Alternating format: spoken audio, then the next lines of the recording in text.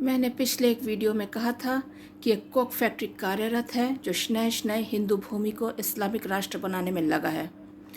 ये Coke factory कैसे काम करती है मैंने बताया, लेकिन आपके मन में प्रश्न होगा कि इसे बंद क्यों नहीं किया जाता है, इसे बंद क्यों नहीं किया जा सकता है।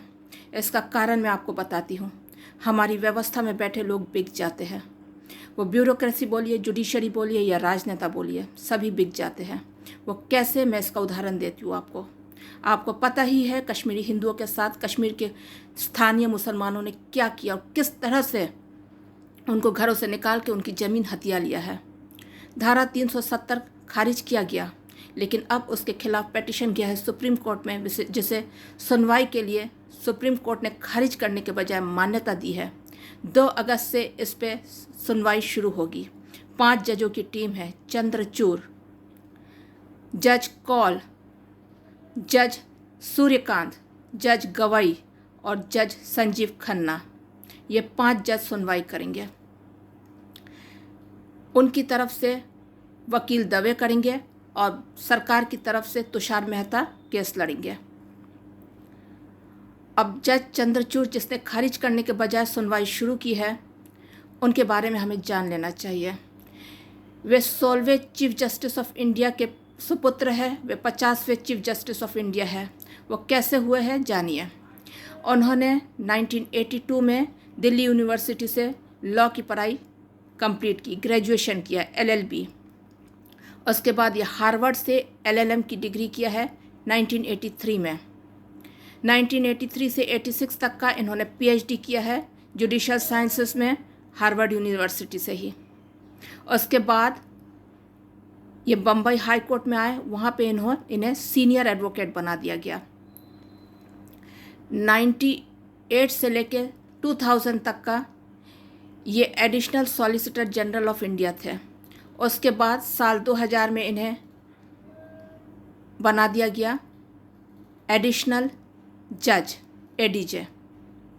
2013 में इनको इलाहाबाद हाई कोर्ट का चीफ जस्टिस बना दिया गया और 2016 में इन्हें सुप्रीम कोर्ट भेज दिया गया जज के तौर पे, और 2022 नवंबर को ये बन गए देश के 50वें चीफ जस्टिस ऑफ इंडिया। अब बताइए तो इन्होंने कौन सा संघर्ष किया? कहीं पे भी कोई संघर्ष का निशान दिख रहा है? कोई कॉम्पिटिटिव एग्ज़ाम दिया है? और इस तरह से बगैर संघर्ष के, बगैर किसी कॉम्पिटिटिव एग्ज़ाम के ये लोग जब इतने बड़े बड़े पदों में बस बैठा दिए जा रहे हैं।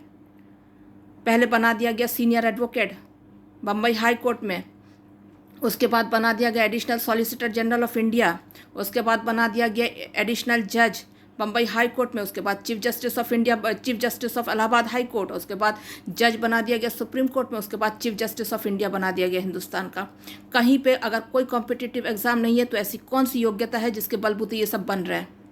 यानी कि यहाँ पे कोई एक नेटवर्किंग होता है और इस नेटवर्किंग में पैसे का जोड़ चलता है। ये पैसा क्या खारिज से आता है ना वेटिकन से आता है। अब इनकी निजी जीवन देखते हैं। इनकी पहली पत्नी से इन्हें 2 पुत्र है, दोनों ही वकील हैं। उनमें से एक ब्रिटिश ब्रिक्स नाम का एक लॉ फर्म है, ब्रिटेन का बहुत ही नामी लॉ फर्म है, नाम भूल जा रही हूँ। ब्रिक्स चैम्बर नाम का एक लॉ फर्म में ये वकालती करते हैं। आप समझ सकते हैं ऐसे जगहों में क्या आम घरों के लड़कों को मिल जाता है? नहीं, ये सब नेटवर्किंग से घुसते हैं और जब यहाँ पे घुसते हैं तो इन्हें बहुत बड़ी सैलरी मिलती है। ये सैलरी लगता है इनकी तनख्वाह है और योग्यता के आधार पे मिला है, नहीं, ये नेटवर्किंग के जरिए घुसते हैं और ये तनख्वाह जो रहती है ये एक तरह से सोच लीजिए इन्हें खरीद लिया जाता है, ये बिक जाते हैं। इनकी पत्नी ब्रिटिश काउंसिल में कार्यरत है। ब्रिटिश काउंसिल हिंदुस्तान में न कि पीसफुल एक्टिविटीज़ के लिए चलाया जाता है, इंग्लिश लैंग्वेज और देशों के बीच में मित्रता और सांस्कृतिक आदान प्रदान के लिए। इन जगहों पे जो ऊंचे पदों पे काम करते हैं उनकी सैलरी बहुत ज़्यादा होती है। सोच लीजिए 3 से 4 लाख प्रति महीना। आपको लगेगा कि ये तो इतने बड़े लोग हैं, सुप्रीम कोर्ट के चीफ जस्टिस ऑफ इंडिया, इनको पैसों की क्या ज़रूरत है? इनकी पत्नी को पैसों की क्या ज़रूरत है? इनके बच्चों को पैसों की क्या ज़रूरत है? लेकिन एक बात है कि अगर ये पैसा इनके पास नहीं आएगा तो ये भी हमारी तरह मध्य वर्गीय या निम्न मध्यम वर्गीय रहेंगे या उससे भी नीचे हो सकते हैं। अगर हम लोग जो काम करते हैं अगर हमारे पास हमारा सैलरी नहीं आएगा तो हम मिडिल क्लास में नहीं रहेंगे, हमें लोअर मिडिल क्लास ठेला वाला रिक्शा वाला के घरों के पास में अपना घर लेना पड़ेगा। तो आप समझ सकते पैसा कितना अहम है।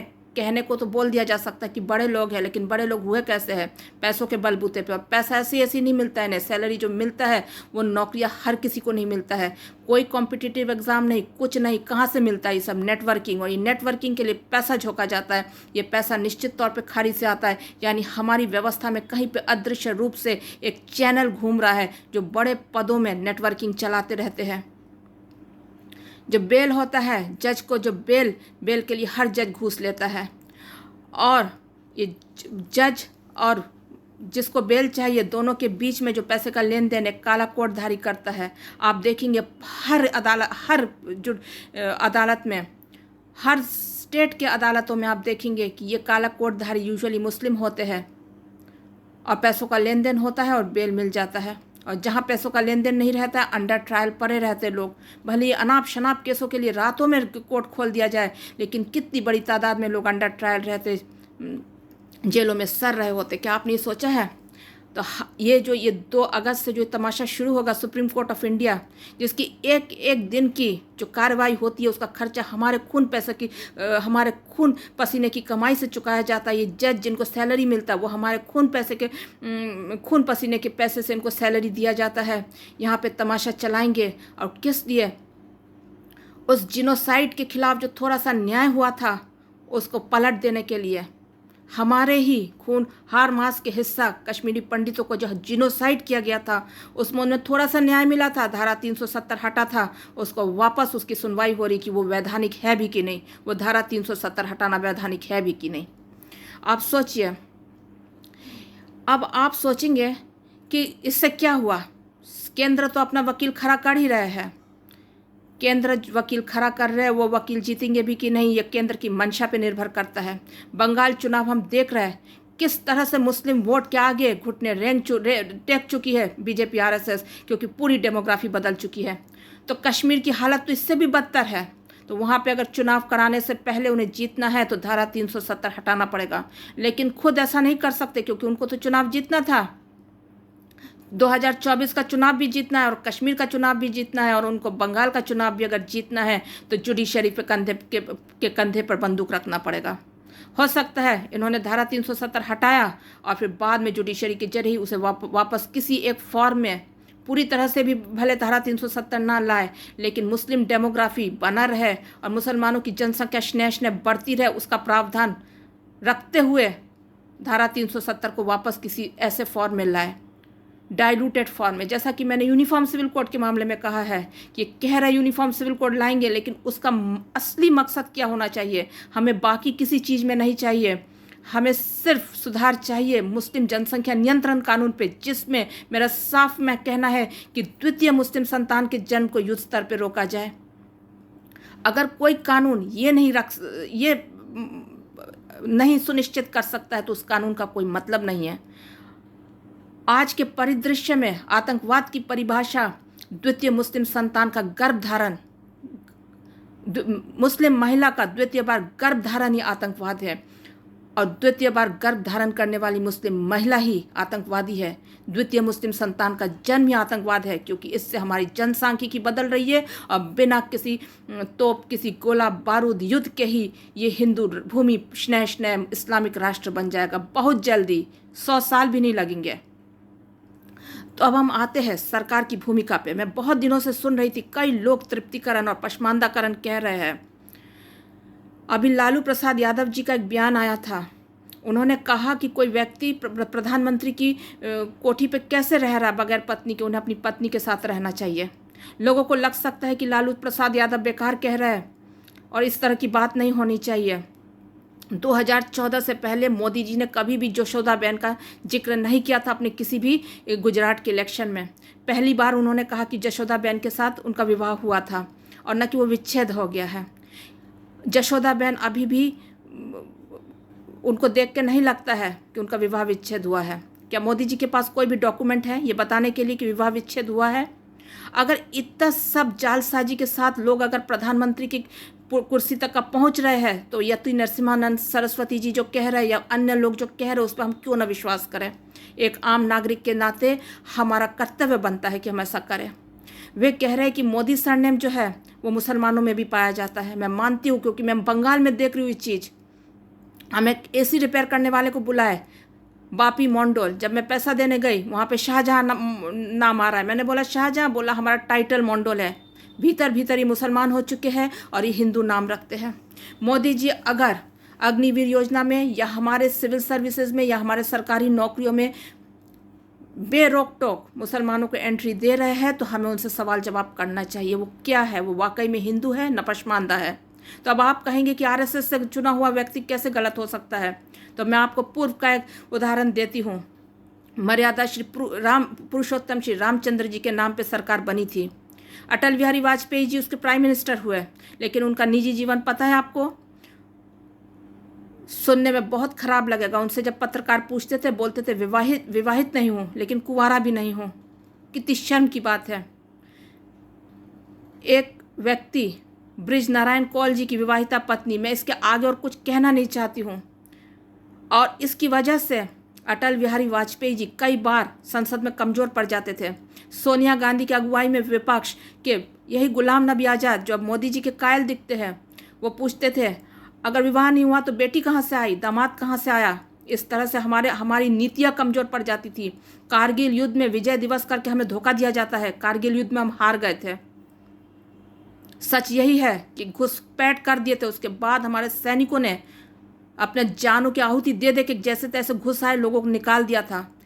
एक सरदार मिलिट्री ऑफिसर ने बहुत पहले ही सरकार को भेज दिया था ये खबर कि घुसपैठ हो रही है। ये कुछ नहीं कर रहे थे, चुपचाप बैठे हुए थे। वाकई में चुपचाप बैठे हुए थे न, ये भीतर से इनको भीतरघात कर लिया गया था, साबोटाज कर लिया गया था, क्योंकि इनके शीर्ष पे बैठे व्यक्ति के निजी जीवन में कुछ गड़बड़ियाँ थी जो अगर पब्लिक के सामने आती तो उन्हें दिक्कत होती थी। तो ये जो कहते हैं केजरीवाल या बाकी लोगों को कि मुफ्त की रेवड़ियाँ खा रहे, तो ये भी तो हिंदुत्व के नाम पे सत्ता की रेवड़ियाँ खा रहे हैं। और क्या ये हिंदुओं के साथ न्याय कर रहे हैं? क्या इनका शीर्ष नेतृत्व तो बिक नहीं चुका है? ये नेटवर्किंग करने वाले लोग और इनके खाड़ी के पैसे से इनका शीर्ष नेतृत्व तो कहीं बिक नहीं चुका है या ब्लैकमेल्ड नहीं हो रहा है? नीति अगर आपकी गलत होगी तो लोगों को संदेह होगा। मोदी जी को चाहिए कि साफ करें मामला। कितने लोगों की भर्ती हुई है अग्निवीर योजनाओं में, कितने लोगों की सिविल सर्विसेज में भर्ती हुई है? ये पसमानदाकरण क्या है? कितने मुसलमानों की भर्ती कर रहे हैं आप? परसेंटेज किस तरह से आप सरकारी नौकरियों में मुसलमानों की बढ़ा रहे हैं? आपको जवाब देना पड़ेगा। और ये क्या तमाशा हो रहा है? क्या आपने ठीक कानून पास नहीं किया है संसद में 370 खारिज करने का कि इस अदालत में इसको चैलेंज कैसे किया जा रहा है? आपके पास 2/3 बहुमत है तो आपने ठीक ठाक कानून पास ही क्यों नहीं किया कि अदालत में इसको किसी भी तरह से चैलेंज ना किया जा सके? अब बड़ी बड़ी बातें हो रही है। बंगाल चुनाव में बोल रहे पंचायती चुनाव में इसने इतना जीता, उसने उतना हारा, ममता जी ने ये किया, उसने वो किया।